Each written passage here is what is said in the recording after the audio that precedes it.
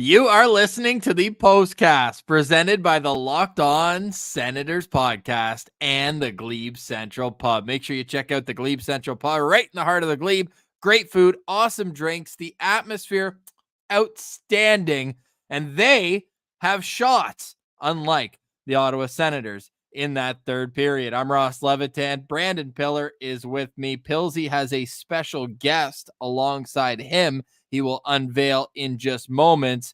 We're here after a 4-1 Sens loss to the Nashville Predators, where for the first time in franchise history, I'm talking 7,247 periods of hockey, the Ottawa Senators failed to record a shot on goal for the first time ever.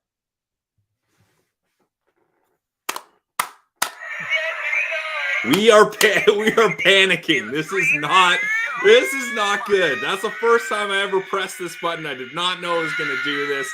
This is bad. No shots, all period. You guys know me. I'm Pillsy, preaches patience. I'm positive Pillsy. This came in the mail weeks ago. I waited. I didn't want to press it. Not even for the Ducks game, Ross. Not even for last night's game. And I am smashing the panic button.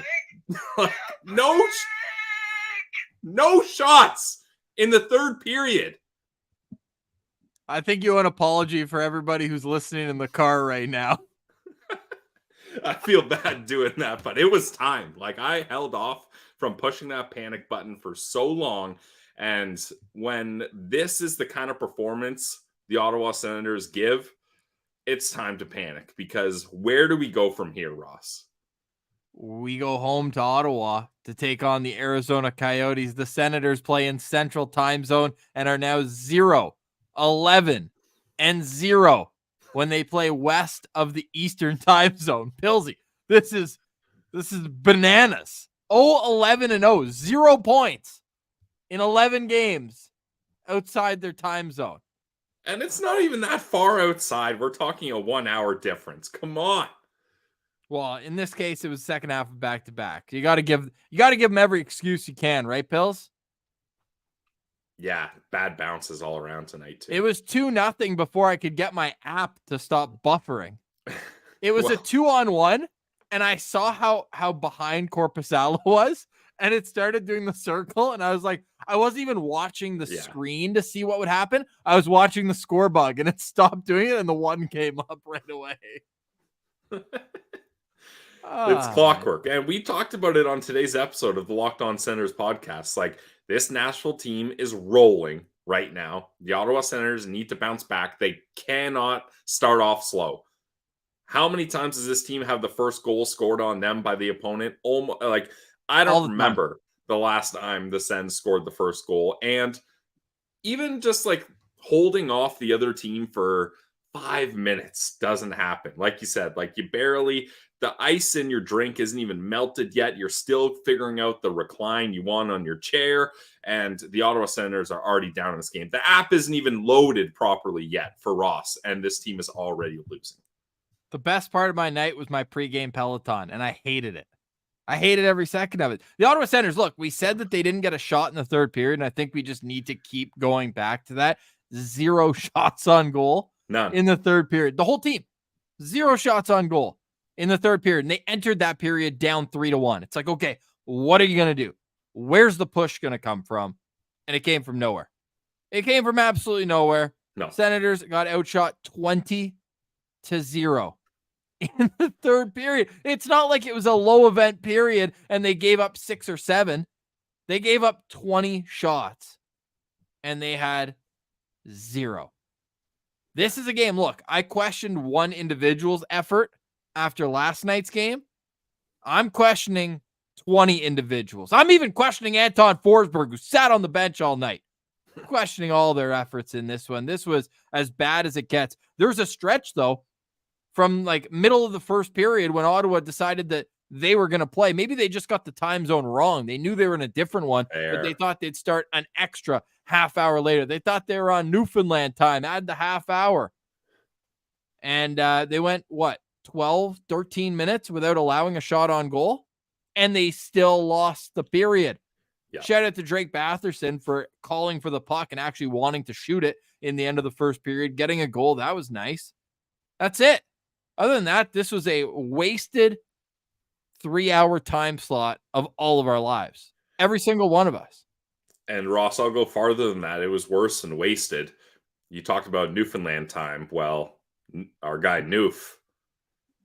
It's probably not Noof time for much longer here, unfortunately, as he goes down. And you noted we're not doctors on this show, but that was the left shoulder that was slouched and slumped, and he immediately goes to the bench. And I'm not done, Ross. Thomas Chabot also left the bench to go to the room in the third period. I'm not done. Jake Sanderson looked hurt after blocking a shot. Now, he didn't go to the room, but he didn't look great. And then after, why not? Tarasenko blocks a shot, and he's stung after as well. So 2 guys go to the dressing room. 2 other important players are stung by shots. Who knows how bad that was for them?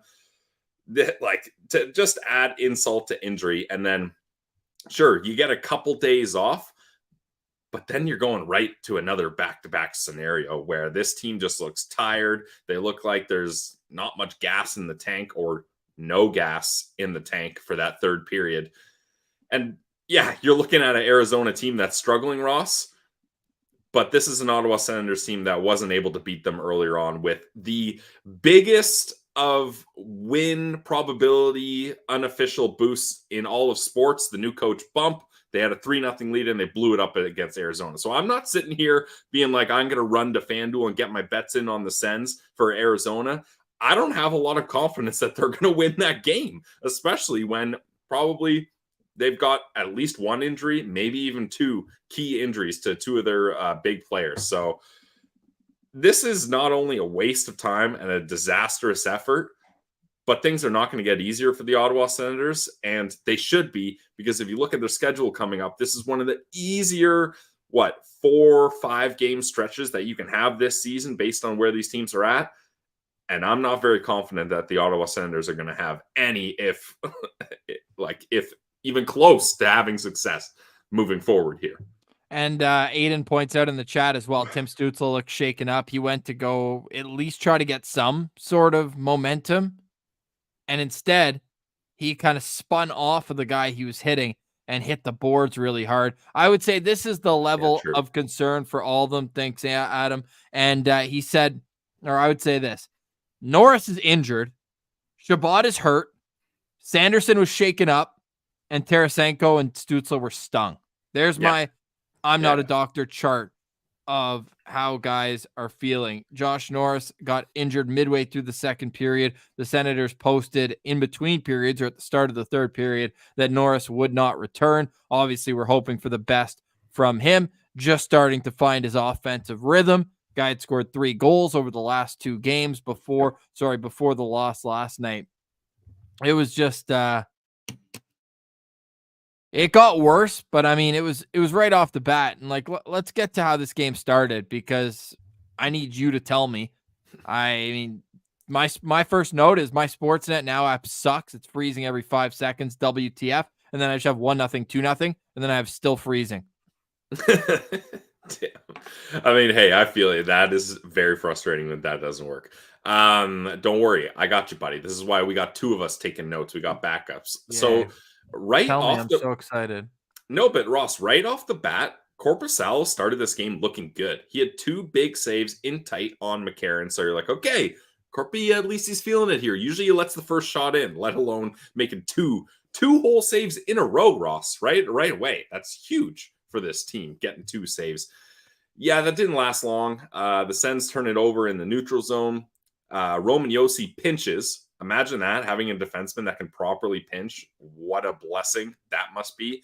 Then McCarron gets it, throws it on net, and unfortunately, it knocks off Chabot's skate and goes in. 1-0 Preds. Woo. Yeah. And then the second one was like right after, and I saw this one. It was after, like, do you want to touch on the power play and how the penalty happened? Yeah. Oh, man. Like, this is... I mean, I don't really want to single out the same guy over and over again. Feels like we're beating a dead horse. But you probably need better from... You are what you eat, I guess. Yeah, I guess so. But Jacob Chikrin, I mean, he's got to get that. Yeah, absolutely. And look, Ross, we were pretty hard on Jacob Chikrin in the last postcast, and I kind of looked at myself today and was like, maybe that was a little much. Maybe I was a little harsh on him. The frustration was high, and usually we really try not to single guys out. I mean, the goaltending this year, it's been tough to be a hashtag goalie friendly show, but we try not to single guys out. Try to look at the big picture. Try to see where, as a team, this team can get better. But last night we really hammered in on Chikrin not having a good game. So I was like, all right, he's going to have a good game tonight, and we're going to give him a redemption story, and we're going to praise him. Just like, a little while ago, you laid into Corpusal, and then he had one of the best games of the season. Sometimes you got to, you got to have tough love, and you hope they bounce back. So that was my plan for this. Unfortunately, Chikrin, one of the first plays he makes all game, he tries to rush up the ice, turns it over so poorly, and then it's going to be a breakaway chance the other way, and he has no choice but to chop the guy down. Like, he just completely chops him down. That's an easy penalty. Hand up, whistle, penalty. And you're like, oh boy. Those are the ones where it always comes back to bite you. And it did. The Nashville Predators power play was clicking. They were doing a great job cycling the puck.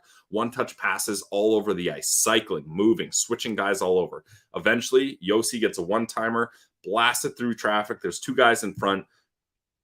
Corpy can't really see it. What are you going to do there? But that's a power play goal for the Nashville Predators, 2-0. And it's Jacob Chikrin that is dejected coming out of the box. And I just feel like the amount of times that the camera goes goal, Selly, Jacob Chikrin looking dejected on the ice, Preds bench for the fist bumps down the line. Like, it's so easy to be a show director in the truck for Ottawa Senators games when they get scored on. It's really tough to see. And the fact they're down 2-0 this early, once again, 5 minutes and 44 seconds, they allow 2 goals in a span of less than 2 minutes. And all of a sudden you're playing from behind. And one was penalty killing goal against Roman Yossi, just a shot from the point. Like, you gotta get a save. You gotta get a save there.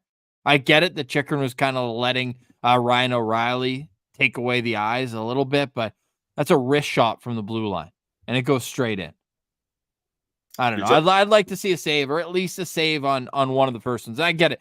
Korpisalo, I don't even want to say settled down because he still looked all over the place. One went through him in the third period and hit the post. Another one, he's just sprawled all over the place a couple times, but he made 19 saves on 20 shots in the third period. But that's about as too little, too late as it can get when, again, 2 of the first 7 shots that you face go in.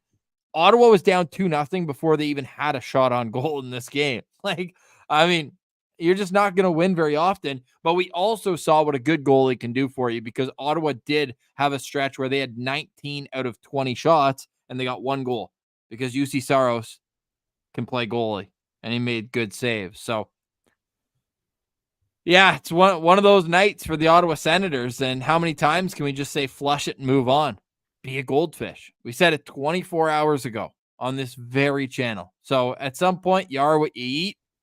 And it's toilet water right now. This is just not a very good hockey team. No, well, this should be a good hockey team, but they're terrible. And, you can point to the goaltending as much as you want, but Ross, I went back and watched all of the goals tonight, and a lot of them stem from turnovers in the neutral zone, unfortunately, and not being responsible with the puck. I mean, well, the one power play, obviously, that's not a turnover in the neutral zone, but a lot of it sloppy. The play progresses into a scoring chance that, sure, you want your goalie to be able to get more often than Korpisalo has done, one of the worst goalies in the league. But at the same time, when you consistently are sloppy with the puck and you're not able to win puck battles and you're making poor decisions, you can only play it's the goalie's fault so many times, because you got to find ways to do those little things properly, or you're not going to win hockey games even if you have a good goalie, because they're just going to get overwhelmed and teams are going to get good chances. So the Ottawa Senators show yet again tonight that they don't have what it takes to be able to beat teams like this. And Nashville, sure, tip your cap. That's a good team. Roman Yossi had a great game, almost had his first career hat trick. UC Saros, nice game. They played a solid team game. but you got to be able to put forth a better effort than the Ottawa Senators did tonight. Roman Josi now has 20. Did he have an assist too in this game, or just the 2 goals? Yeah, he did. He had 2 goals and assists. He's up to 23 points in 21 games against the Ottawa Senators. A lookout player. Yeah, pretty good. Pretty good, that guy. And he made the Sens pay. And really, it's the same mistakes that are happening for the Ottawa Senators over and over again.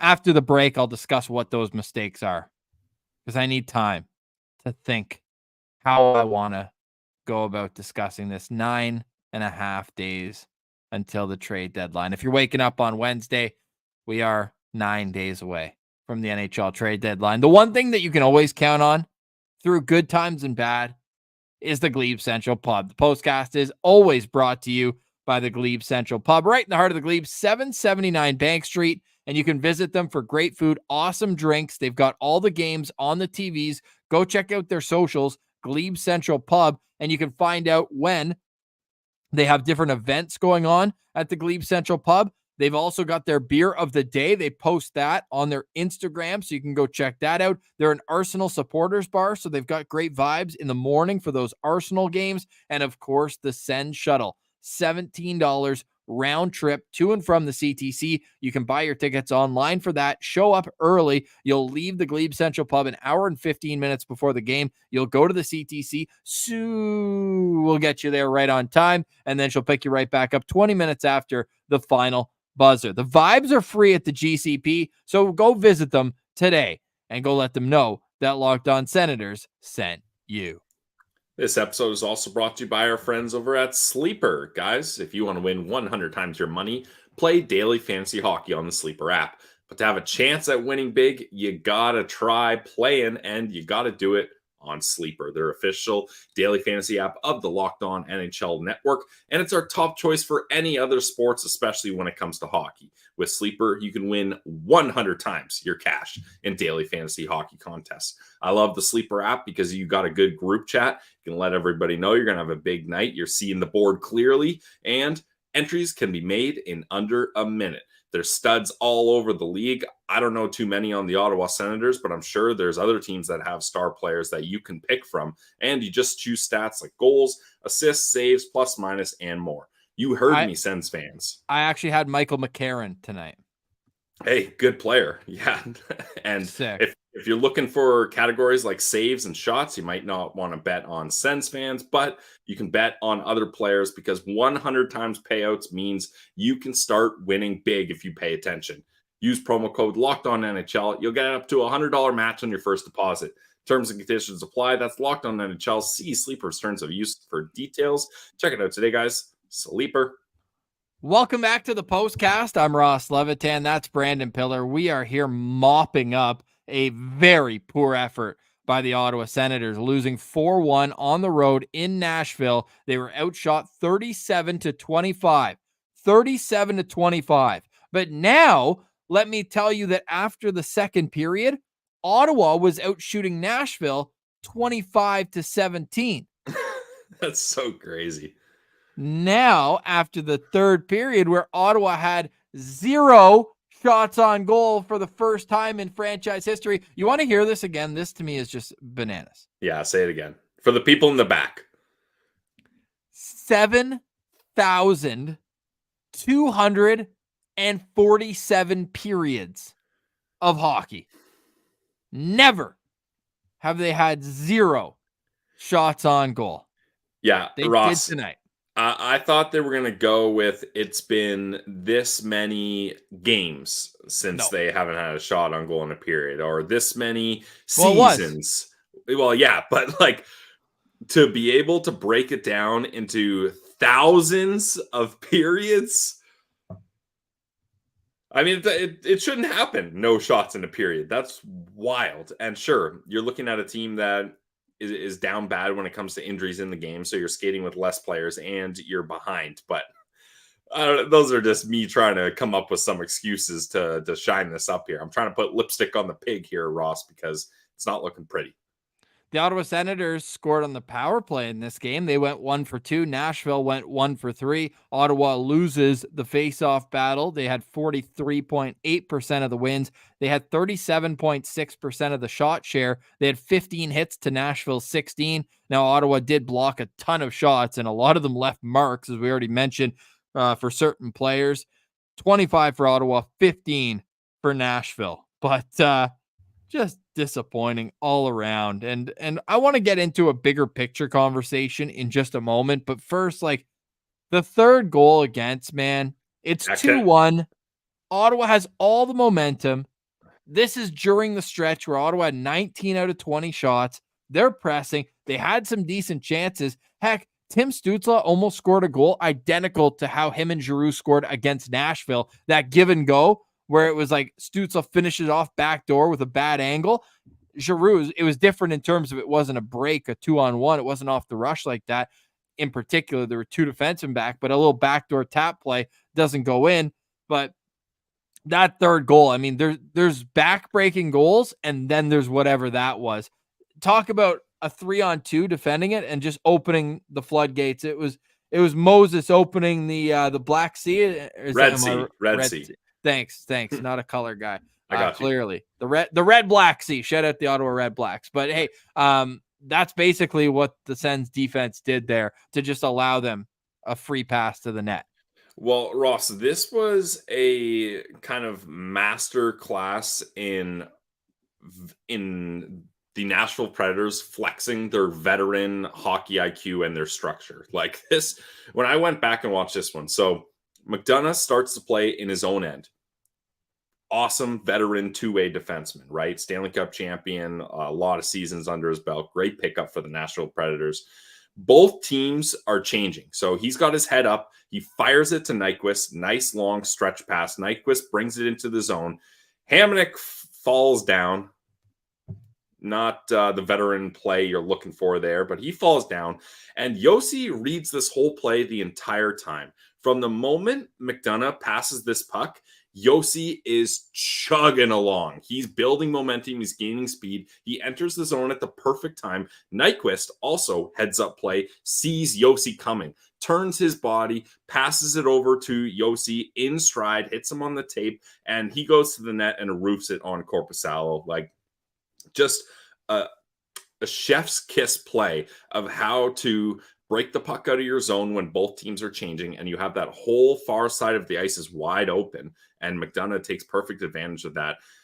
You see that a player falls down, you take advantage of that as well, and then Josi from his own blue line is building speed and gets the puck and scores. Like just an incredible play. And then after that, Ross, the period ended shortly after that, and if someone has the clip of the tight zoom in of Hamonic on the bench, that is a dejected, lost look in his eyes. And that's how I felt as well. I could relate with that one. But at that point, yeah, exactly. What can you do? What can you do? He's signed for next year at $1.1 million. You think he's just going to like walk away from that? And with no move.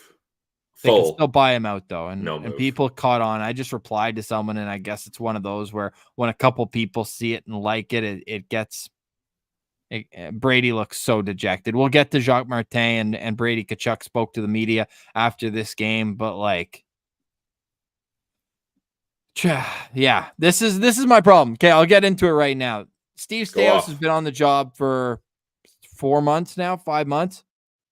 We're all here after every single game. We watch every single game, and I know the citizens are dialed in. We all see what the problems are on this team. The people who are like, there's people who are going to have good games, bad games. I get it. They're going to go through 5-game stretches, whatever. Whatever. We're naming names. It's trade deadline season. Dominic Kubalik would be at the top of the list. You've got Travis Hamonic would be the second. Those two players in particular, they're just not NHL caliber. Mm-hmm. But for some reason, Dominic Kubalik has played almost every single game this season. I know there's a little stretch where he didn't, but he's getting to me, it's time even. 52 games out of what, 57? right now for the Sens? I've lost track. Like Hamonic's been in every single game since the injuries occurred, and I know that they're stressed with the roster, but that's why why hasn't Kubalik just been put on waivers? Like, do you care that much about a 6th-round pick that you're not going to bury his money and at least give yourself a bit of flexibility up top? I don't know. And I get that it's 9 days away. So in all likelihood, something is going to happen soon. But I think that his steadiness, his calm demeanor is been bad at this point. Like, I get you don't want to make a panic move and you don't want to be in a position of weakness. I'd love to know what the chat thinks about this as well.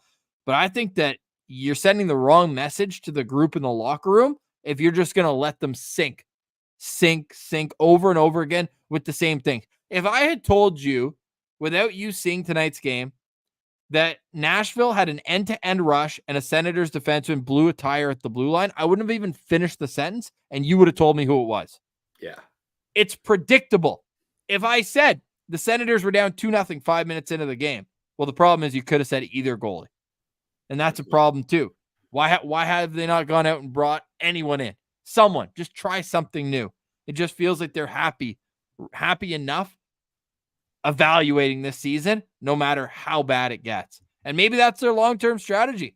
They want to see how guys will play when they're uncomfortable, and maybe the cherry on top or the carrot that's dangling is a good pick. No matter how bad it gets, the pick gets better. But it's tough to watch them just continue to trot out the same mistake-riddled players and just the flow of the game. It's tough to watch. Yeah, and that's the thing. It's not like Steve Staios is oblivious to all this, like you mentioned. He's watching all this. He's in tune with all this, just like all of us are. I just feel like right now he's in a position where he doesn't have any leverage. Everyone knows he's desperate. He hasn't made a first move yet. So your first move, you don't want to be a bunt that goes nowhere and you don't go anywhere with it. The market is probably really tough right now. There's lots of teams looking for a goalie. So if you're looking for a goalie, you're going to have to outbid teams. You don't have any cap room. Like, I don't know what kind of move realistically he can make to improve this team right now. And unfortunately, I think we're going to have to wait till the offseason for a major move to happen. And I think it's going to take a domino effect of moves for this roster to actually get better. They're going to have to start subtracting to make room to add. And then you got to hope they have their ducks in a row to add properly to fill in the right holes that this team so obviously has. Goaltending, right shot defenseman, no cap space, no prospects. Like, there's a lot of jobs here that Steve Staios has to start checking off his to-do list, and he hasn't done anything. That's fair. That's a fact. Yeah, he hasn't. Let's discuss quickly, and all great comments coming in the chat. We appreciate all the different perspective. People saying, the cap has a lot to do with it. People saying we got to be patient until summer. All right. That's maybe true. It might be what the Senators have to do under the circumstances that they find themselves in right now. Before we get to Jacques Martin, let's discuss the injury to Josh Norris. It was just an awful play behind the net.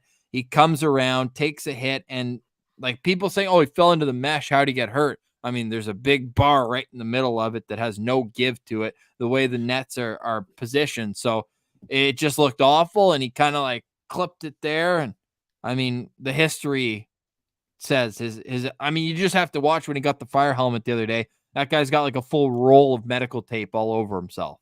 Yeah, big time. And I think the thing too is, first off, clean play. Like, there was no, sure. It's a clean play. I have no argument there. But what happens is Josh Norris is trying to get low to get the inside track on, I forget who the player was there, get the inside track on him so he can beat him in between the net to get to that puck first. So when he does that, he's getting low to dig into his edges, and that puts him at a lower spot, and he kind of gets reverse hit there. The old kind of shutter shoulder gets Josh Norris, and it gets him high. It gets him up here. I think he's not ready for that, and that's what knocks his balance off. He's already hard on his edges. He doesn't have any real estate between him and the net, so he falls over and he hits his shoulder or arm area on that tough part of the middle bar that you referenced. So the combination of kind of getting whacked up high, a little higher than you were expecting, and then falling onto the one object on the ice other than human beings, the net, is just bad luck for a guy like Josh Norris that's had to deal with a lot of bad luck and injury concerns. So I don't know. Brandon Piller, not a doctor, but that doesn't look good. That looks very bad. Bizla Citizen says that that's KT tape to compensate for some muscle imbalances. Appreciate that information. Appreciate some super chats in there tonight. We'll get into the conversation surrounding a few questions that were asked in there. It goes into a different tab so I can pull those all up. But up next, we're going to hear from Jacques Martin and Brady Tkachuk. This is the Postcast on Locked On Senators. All right, back to the Postcast. Pilsy, what are you hoping to hear from Jacques Martin after tonight's game? I don't know. Honestly, there's not a lot he can really say that is going to justify this. Not that he has to justify it, but yeah, I'm fascinated to see how Jacques is going to handle this one. Well, here he is in conversation with Gord Wilson and other members of the media. Maybe any possible update on Josh Norris? Well, just the upper body. We'll have to reevaluate him tomorrow when we get back home. It looked as though at the time of that accident, that injury, that there seemed to be an emotional drop from your hockey team. Well, I thought we battled hard in the second period. I thought we had some great chances. I mean, I know they scored a goal, but I thought we outchanced them in the second. I think it was 5-2. So I thought we were short man power, but I thought we battled hard and did a good job. And then in the third, we just ran out of gas. On a back-to-back, the effort was there for sure, but it's kind of tough when they're getting in lanes and they're blocking a lot of shots. How do you coach through that, and what do you have to do to kind of make sure that the effort's there the entire time too? Well, I think the effort was there. It's just a matter of playing more in the offensive zone, and then I think when we lost Norris, it affected our line combination. And, I thought in the second period, if we could have got the goal, the tying goal instead of giving them the third goal, I think might have would have given us some life in the third, and just seemed we were out of gas in the third. A lot of momentum from the fight from Mark Kastelik. I thought that picked up spirits. It sure did. I think, I mentioned at the end of the first period, I thought he did a good job. And, I think it lifted it, got us going. So, just unfortunate the end result. Based on what we saw throughout the course of this. Do you want to comment on that, Pilsy? I kind of agree with them. Like, I thought Ottawa, we already mentioned, they were pressing in the second period. They just couldn't get that tying goal. And once the third one went in, that's about as deflating as a goal as I've seen for a group. Yeah, I mean, obviously, when you zoom out, it's like, okay, what is he talking about? This is a terrible game. But in that second period, yeah, I'm with you. Before they were able to bury that beautiful goal near the end of it, it's a 2-1 game, and they're in this. They're hanging on, and they're getting chances. But that third period is unfortunately the only thing that matters when you're talking about this game. It's super unfortunate, and I want to hear the captain. This is Brady Tkachuk post game. This game here, despite the outcome, pretty safe to say that you guys left it out there tonight. I think so. There's definitely things that we need to clean up, and it's frustrating. Frustrating games, tight last night, and I don't really know what else to say. Game can be filled with a lot of physical momentum shifts. Is it safe to say that there was an emotional shift in this hockey? Maybe a couple of them. The Kastelik fight changed things a little bit, and then the Josh Norris injury. Yeah, when you see, touch on two things. Casty, big fight there. It's always energizes the group. Somebody that goes out there, takes a risk, and did well. And yeah, I thought that created a lot of energy. And then of course, what happened with Josh, I'm really hoping, praying it's not too bad. So I guess we'll have to wait and see what the results are. I haven't really seen them yet, but no, I think at just a time like this, you just want to be there as a friend and just be there for him. Is it easier said than done, though, Brady, to go through the emotions of a hockey game, knowing that somebody has that's just happened to somebody that you're worried about?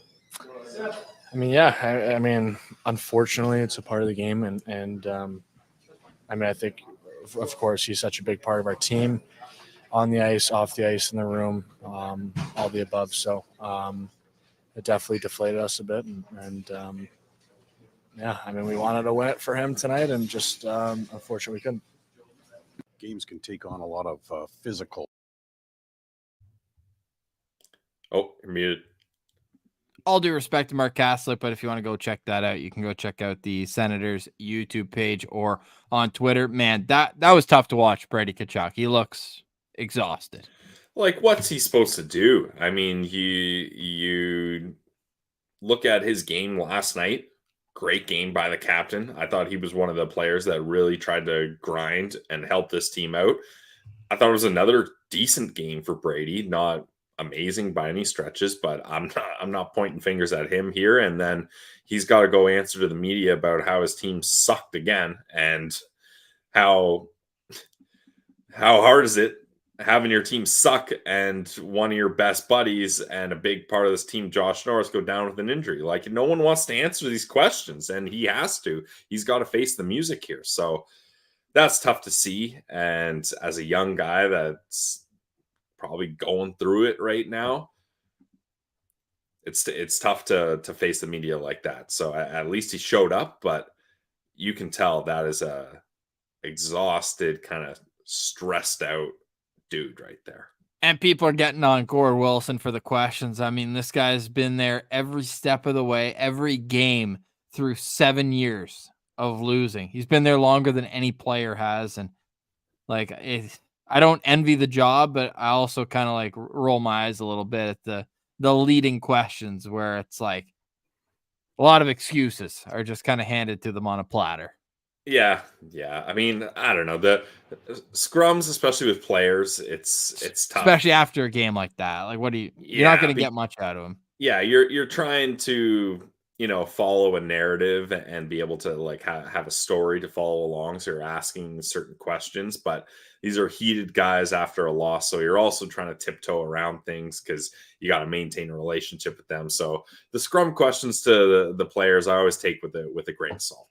Let's wrap up today's show. There was a couple super chats here we want to get to. Adam just mentions that every game is a rock bottom / worst game. Feels like the team gave up on the season. This small trip, zero effort. I hoped it was a down year. I was wrong. Thanks for the note, Adam. Pills, any comment on that? Yeah, it's just on the road. This team is they're a different team. It's Dr. Jekyll and Hyde here, right? Like, do you want the road record? Yeah, hit me with the home record first. They're 17-13-2 at home. Respectable. They're 8-16-1 on the road.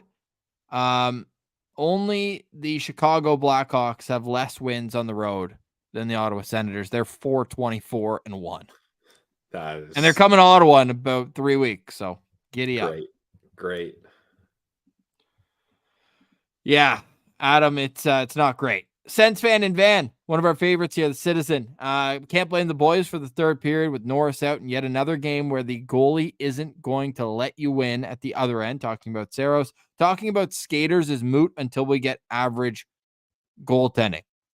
It's a fair point. Again, Senators get below 900 save percentage, and I know it was still impressive that he made 19 out of 20 saves in the third period. Yeah.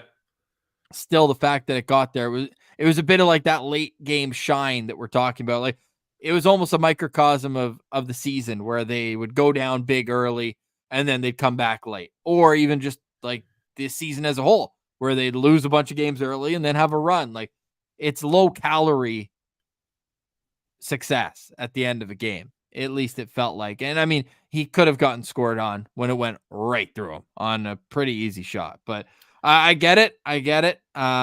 But there's reasons why they're being put in positions that they can get anyways. The goaltending is the number one problem. Like, there's no way around it, but I do think that there's other issues that are compounding it as well. I don't- Travis Hamonic, they knew he was unplayable. I actually want to see, did he get a shift after the goal against in the at the end of the second period? Had to have, because Shabbat left in the third. 2 shifts in the third period. Yeah, so that's pretty clear there. He played 9 minutes and 56 seconds in this game. 1 minute and 15 of them was in the third period, and it was -2. Yeah, but look, the thing is, yes, and we've been fair and as hard on the goaltending as they deserve, but I don't know if there's enough excuses you can find to be able to say, to hold your head up and say we had a good period when you get 0 shots. 0 shots. Like I think you would need, you got to be looking at 3 to 5 valid excuses to get 0 shots on goal, and I'm not giving them that. And shout out to our guy Craig Medaglia, one of the best in the business. Go hire him. He's looking for work right now. It brings us back to these memories from the 2017 playoffs, April 12th. I believe that was actually game 1, if I'm not mistaken. So one of the games, the 2 games that Boston actually won. The Bruins failed to record a shot on goal in the second period. Can someone in the advanced stat community tell us if that's good? Obviously, that coming on the heels of Boston being the Corsi champions that year. I remember, I think I still have it saved on my phone. I wish I had my phone on me. But it's like them raising a banner that says 2016-17 Corsi champions. You know what, Ross? Shout out, Craig. I would love for the Ottawa Senators to be able to raise any banner other than got outshot 20-0 in the third period by the Nashville Predators as any sort of historical moment of value. Other than that, I would take. You guys know I'm a Corsi guy these days. I would take that championship gladly, Ross. I'll just take a shot on goal, and I'll take a day where I feel like we got to chat with the citizen tomorrow. I need to get a pulse on the fan base tomorrow. Send me a DM if you're available around 11 a.m. Eastern tomorrow. Send us a DM on Twitter at Send Central. First come, first serve. And we want to hear from you guys. We appreciate all the citizens for joining us. It's near midnight. It's a work night, and you're here after a 4-1 loss. We honestly cannot thank you guys enough for being here. From the bottom of our heart, Pilsy, hit us with the panic button one more time. Okay, let's see what it comes up with here. Let me listen to it. Put it up to your mic. Okay. Panic, panic, panic, panic, panic, panic, panic, panic, panic, panic. Yeah, we're in case you haven't heard, over here at the Locked On Senators podcast, we are panicking. Let's hit another one.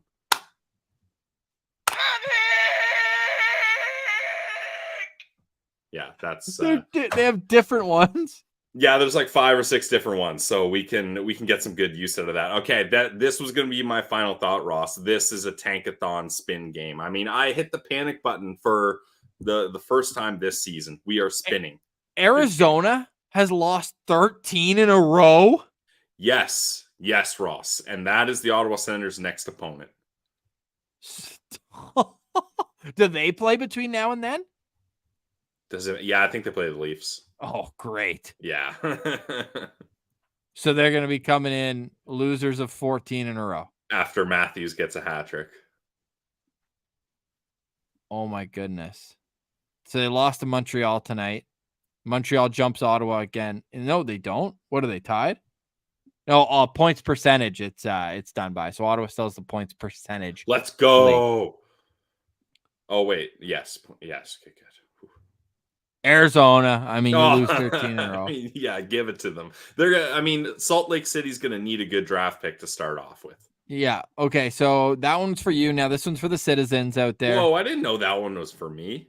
Okay. So that one was for me. This one's for the citizens. Minnesota, actually, that would do them a lot of good, because for a team that has like $16 or $15 million in dead cap, they could use an entry-level deal that helps them, and that's fine. What's brutal about this, though, is New Jersey also jumped up, but they jump up to 4th place, which means Ottawa actually moves down 2 and would be 9th overall here. All right, Pilsy, final spin for you.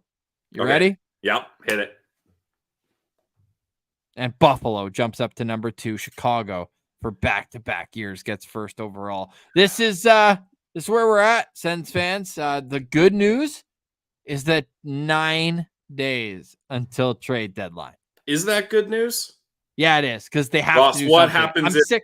what I'm happens sick. if they don't improve this team, which is likely what's going to happen? Oh, I don't care about improving. I just want change. Like that's what I'm mad at, losing and nothing changing. Well, I don't, but here's the thing, and this is more me playing devil's advocate. I know this gets your blood boiling, so I'm not trying to press your panic buttons here.